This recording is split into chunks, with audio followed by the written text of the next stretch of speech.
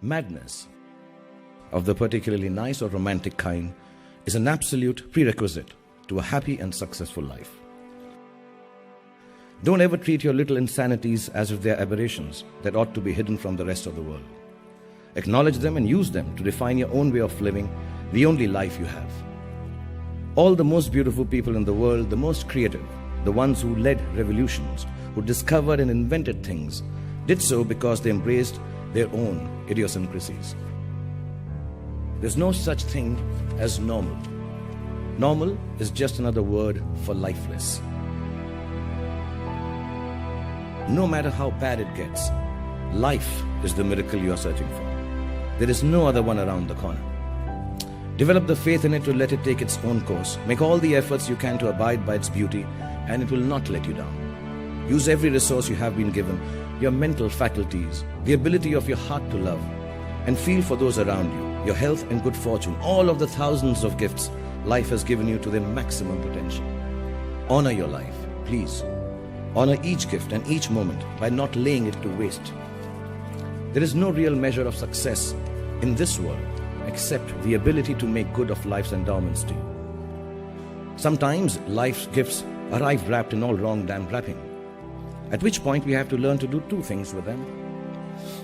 Recognize them for what they are and gamble on our fear that they might be disasters. This brings me to my third life lesson. So just do it. Don't let your fears become boxes that enclose you.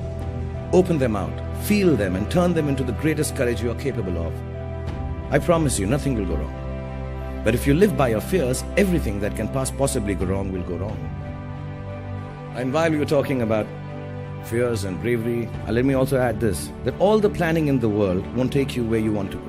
And it's fine not to know what you want to be 20 years from now. It's okay to be confused. Confusion is the root to all the clarity in the world. Don't worry about it too much. Don't ever take yourself seriously enough to be so clear about your own ideas that you stop respecting other people's.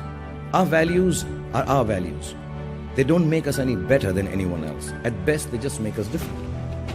Always try to see the other person's truth, because like every movie has a story, every human being has one too, and you have no right to imagine that yours is better than anyone else's. When life hits you with all the force of its resplendent rage, the rose isn't going to give you comfort. A friend's grace will.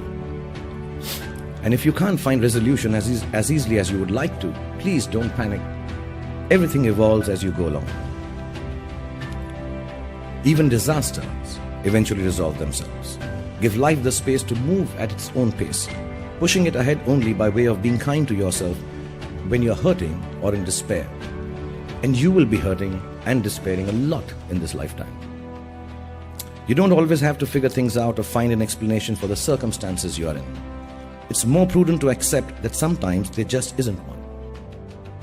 All the names you give yourself or those that others call you are just labels. You're not defined by them, no matter how flattering or uncomplimentary they are.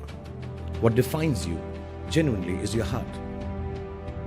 But I genuinely say this out of experience, because if I was to go by what I'm called on the social media, I would be an old, desperate, manipulative has-been star who swings both ways, making crap movies. And these are just the good mentions. If you aren't charged about doing something, if you don't have what in Hindi we call josh, the fire in your belly for it, then don't do it. It's a waste of your time and, more importantly, of those who pin their hopes on your endeavors too. Redefine yourself if you have to, but do it on your own terms and just get on with it. Whatever it is that is pulling you back, it's not going away unless you stand up and start forging your own path with all your might in the opposite direction.